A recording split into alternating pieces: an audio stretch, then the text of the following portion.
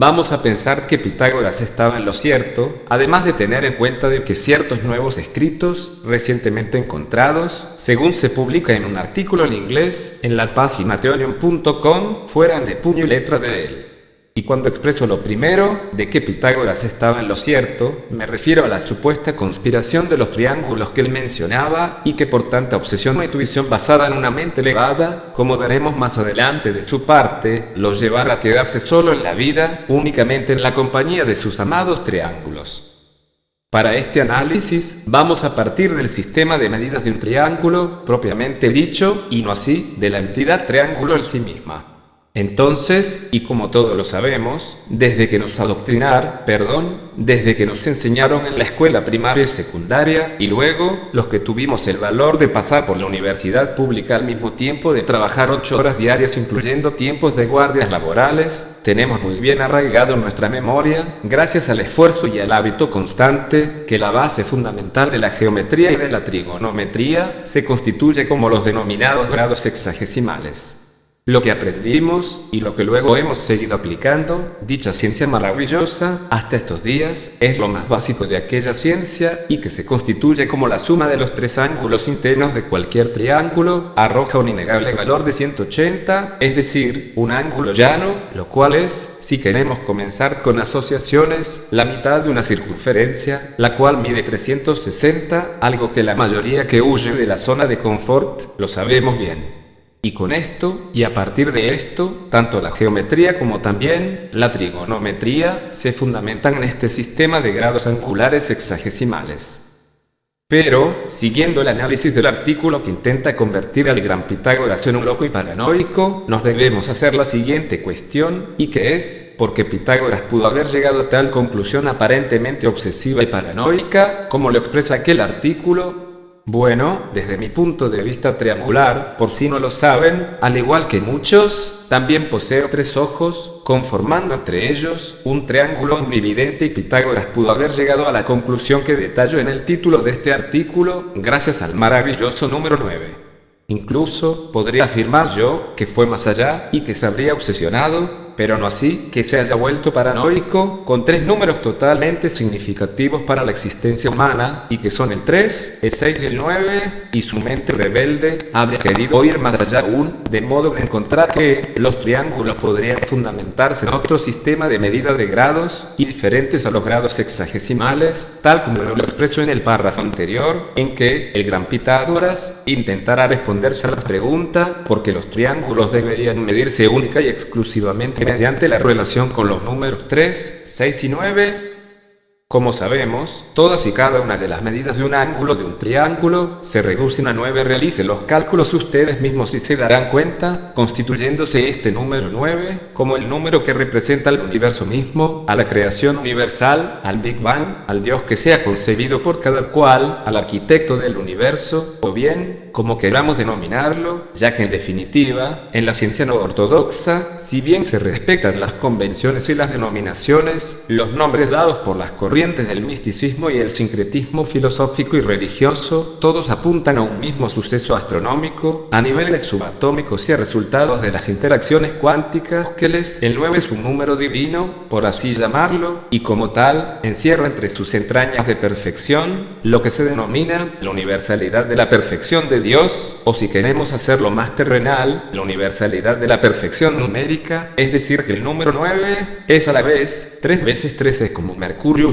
Maximus, el gran Hermes, el 3 veces grande entre los grandes, hermetismo que, respecto del cual, sabemos muy bien que Pitágoras fue un gran estudioso y creador de una hermandad hermética destinada a la filosofía, a la música y a las matemáticas. Entonces, el número 9 representa a Dios mismo, al arquitecto del universo, al hermetismo, a una filosofía oculta y milenaria que le precede al querido hermano Pitágoras, y que el gran Hermes podía comprenderlo claramente, por entre sus intrincados intersticios matemáticos y filosóficos, pero quizás Pitágoras solo se encontraba muy cerca de encontrar la respuesta a sus intuiciones, muy cerca de hallar la respuesta a esta supuesta conspiración que él mismo mencionaba y que expresa el artículo que ha originado esta reflexión de mi parte, pero no pudo demostrarlo, aparentemente, pero su poderosa intuición comprendía muy bien que existía, o existe, un gran secreto extra, velado para su entendimiento, y que terminó destruyéndolo, tanto a él, como a sus relaciones familiares cercanas y no tan cercanas, debido a su supuesta paranoia que yo la denominaría de otra manera, fundamentado en mi propia experiencia, y que se corresponde con el impulso innato de la inteligencia, ese impulso que nos permite ir más allá de lo evidente, porque la poderosa intuición de Pitágoras, así se lo exigiría, segundo tras segundo de su vida, una y otra vez, como un mazo golpeando sobre un cincel que da forma a una roca, como comprendiendo de manera casi exacta lo que le estaba realizando. La intuición muy rara vez se equivoca, y menos que menos, cuando el intelecto del ser que es dueño de aquella intuición, crece todos los días, segundo tras segundo, y más aún, si el intelecto se haya enfocado hacia una rama específica de una determinada ciencia. Pero, por desgracia, o no tanto, si se tiene el valor suficiente, todo tiene su costo, cuando la intuición es poderosa, y la persona que la experimenta, se torna en un gran buscador de la verdad, de su verdad al menos, y como los seres que se encuentran a su lado no logran llegar a comprender dicha intuición, debido a que no tienen el intelecto suficiente, como para posteriormente, construir por sí mismos, un cierto nivel de empatía, de manera tal de decirse a sí mismos, tal como no le sucedió al gran Pitágoras, yo apoyo a mi esposo e inculcaré lo que mi esposo hace, a nuestros hijos de modo de que todos estemos casi al mismo nivel, pero lo anterior rara vez sucede, salvo que, al menos, la pareja se encuentre en similares vías de estudio y de búsqueda de las verdades escondidas a los ojos que no son capaces de mirar más allá de lo evidente, ambos, aquella pareja y a la vez, padres, fundamentados en sus propias intuiciones, pero, si ambos buscan similares verdades, sus intuiciones también serán muy similares, por no decir idénticas, porque, como sabemos, la intuición se constituye como el momento exacto en el que tu 3 veces grande entre los grandes interior, tu Hermes interior, tu Dios interior, te está expresando que lo que has podido intuir, luego de un magnánimo trabajo de deducciones tras deducciones, es una verdad plenamente aceptable, tan aceptable que superará con creces a todas las demás intuiciones de otras personas que no se han dispuesto a estudiar el mismo objeto de estudio con el mismo ahínco y dedicación que el primero. La intuición se fundamenta en el intelecto, en el empirismo y en el método científico, sea cual sea el método que se utilice, con el objetivo ineludible de encontrar la verdad que se estaba buscando, y cuanto más intelecto se posea, la intuición que deducirá la conclusión final, será la más correcta y poderosa de todas las demás intuiciones que se han basado en un intelecto y en un trabajo de campo más pobre. Esto, sin ser un dogma, es por lejos una norma universal, solo comprendida por quien la practica día a día. Hermes, el gran Mercurius Ter Maximus, el gran Toto Imhotep, el que ha creado los fundamentos filosóficos de las filosofías egipcias y griegas, el que posee las 3 partes de la filosofía del mundo, filosofías estas, que luego, y con el tiempo, transmutaron hacia un gran abanico de sincretismos religiosos, e incluso dentro de las órdenes filosóficas y de moral. Hermes es el gran protagonista, es el gran transmutador de los metales, es el que transforma el plomo recién iniciados en un reluciente trozo de oro maestros. Hermes es el que se constituye en esa personalísima y muy interna chispa que se le revela al que logra comprender y aprender su verdadera misión dentro de una cierta orden. Y esa chispa, aquel Hermes interior, es el gran secreto de cada pedazo de plomo que logra transmutar en un reluciente trozo de oro, es decir, la mencionada chispa, el hermetismo, el funcionamiento interno, es aquella intuición haciendo lo suyo en cada paso del camino filosófico / iniciático de una persona, tal como... Pero, el problema de Pitágoras, un gran iniciado en los pequeños y grandes misterios, es que él estaba en lo correcto gracias a su poderosa intuición.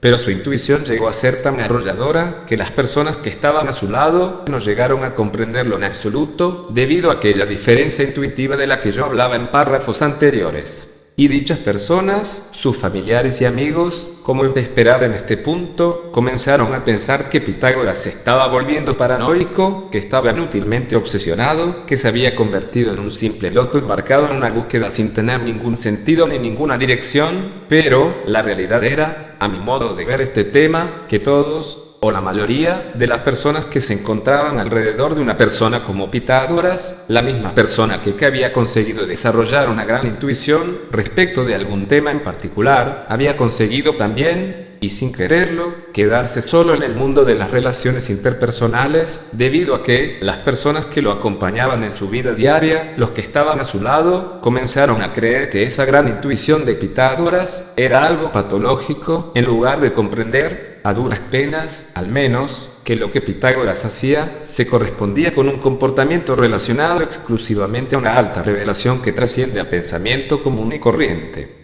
Por lo tanto, este gran matemático no es comprendido por los que lo rodean, y como consecuencia, una vez más, podemos darnos cuenta de que la soledad es el destino de quien se eleva, y en el caso de Pitágoras, su elevación intelectual y de conciencia terminó con su vida, gracias al poder de las masas incultas. La soledad es el destino ineludible de la persona que comienza a percibir una chispa hermética o divina, tras de otra, revelación tras revelación, todas y cada una, en el profundo interior de la mente de quien intuye con gran poder mental. Y con cada uno de estos luminosos eventos, sucediéndose constantemente, la conciencia se eleva cada vez más, mientras que las conciencias colectivas de las personas que los rodean a los primeros, a los que logran elevarse, continúan estando estancadas en comparación. Por lo tanto, estas últimas conciencias no exaltadas por ninguna chispa divina interna, no lograrán comprender nunca una conciencia superior que ha sido exaltada como resultado de su propio esfuerzo personal por infinidad de chispas divinas o ideas reveladoras y únicas, y que ha sido una conciencia superior como respuesta al trabajo y a la dedicación, virtudes estas que requieren de la voluntad, del esfuerzo y del hábito, todos ellos inquebrantables.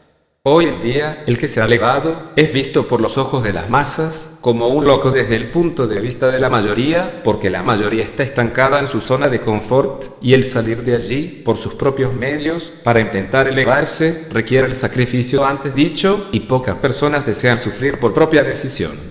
La mayor parte de la sociedad actual no soporta sufrir, y ese caminar simbólico, con ambas manos y con ambas rodillas, todo al mismo tiempo, embarradas debido al fango pegajoso que aflora sobre el suelo de las oscuras profundidades del Averno, nos abre las puertas para que, luego de aquel transitar cual reptiles, nos podamos elevar cada vez más alto, cual aves con grandes y extendidas alas, sobre aquel camino filosófico / iniciático.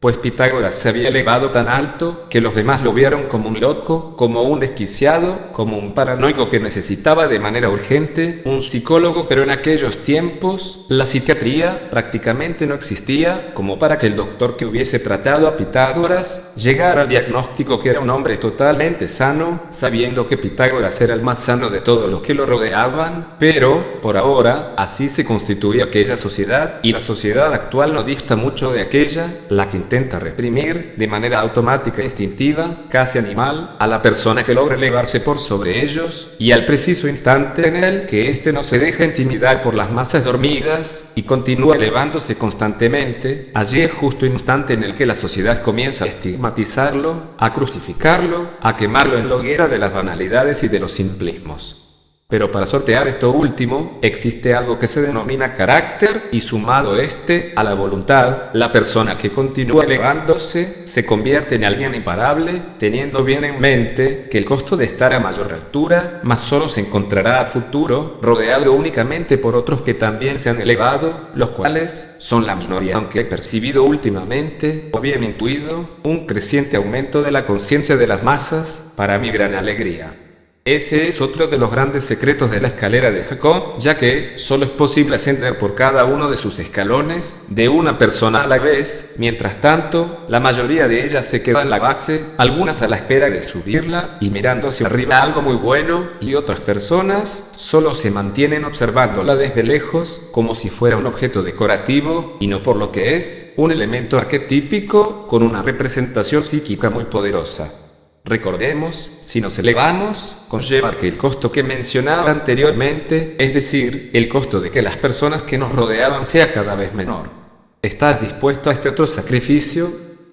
Pues Pitágoras no estaba paranoico, a mi juicio luego de intuir este tema, sino que él era dueño de una enorme intuición que al parecer no le dio todas las respuestas que le esperaba, pero que, de todas maneras, estuvo a punto de hallarlas. Y como sabemos, el número phi, la razón áurea, el número que representa todo, y al todo, en el universo, en esencia, está representado por triángulos, y como consecuencia, nosotros, los seres humanos, somos un conjunto de triángulos regidos por phi, tal como Pitágoras supuestamente les decía a sus congéneres. Además de que, todos los que percibimos en la naturaleza, como por ejemplo, el patrón de crecimiento de las ramas de los árboles, de las hojas sobre dichas ramas, del centro y hojas de un girasol, de la caparazón de un caracol, del pabellón auditivo, y hasta la espiral galáctica, en definitiva, la razón áurea, repleta de triángulos, posee una base trigonométrica, y por lo tanto, el triángulo se halla en su esencia más profunda, tal como sucede,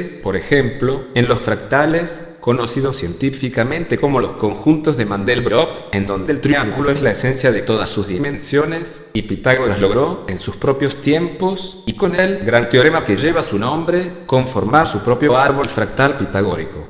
Es decir que, mediante su teorema, que expresa que el cuadrado de la hipotenusa es igual a la suma de los cuadrados de los catetos, logró unirlos de manera reiterada, y cada vez más pequeños, en un árbol pitagórico, conformando un gran fractal, con tendencias a que si este árbol creciera más y más, la acción de phi sería muy evidente. Dios dibuja el universo mediante fractales pitagóricos.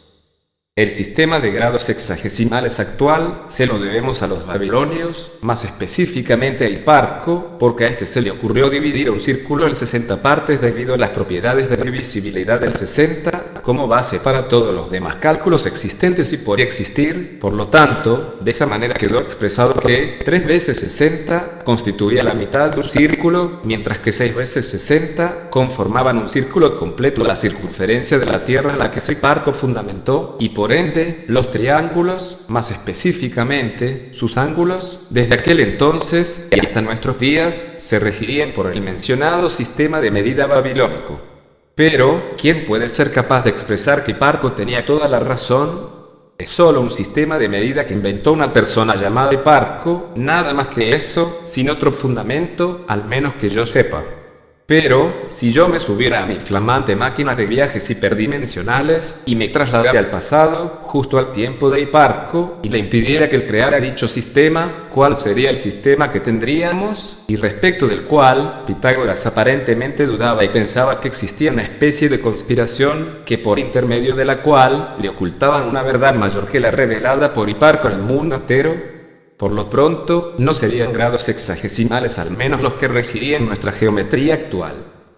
No olvidemos que el conocimiento es poder, pero el conocimiento oculto es el que domina cualquier otro poder, y es el que se encuentra por encima de aquel. Entonces, la gran intuición de Pitágoras pudo haber llegado tan lejos como para entender que algo no encajaba y que, por así decirlo, Hiparco no había transmitido a los iniciados babilonios toda la verdad sobre los triángulos. Pero, ¿cuál era, aquella verdad? Existía otro sistema de medida, que no sean los sexagesimales, y únicamente destinados a los altos iniciados maestros, tal como sucedió con los jeroglíficos egipcios destinados a los altos sacerdotes, y que no pudieron ser descifrados hasta la aparición de la piedra Rosetta. ¿Cuál sería el otro sistema de medida que a los ojos e intuición del gran Pitágoras no pudo aplicar a aquellos conspiradores triángulos? Nelson J. Recio.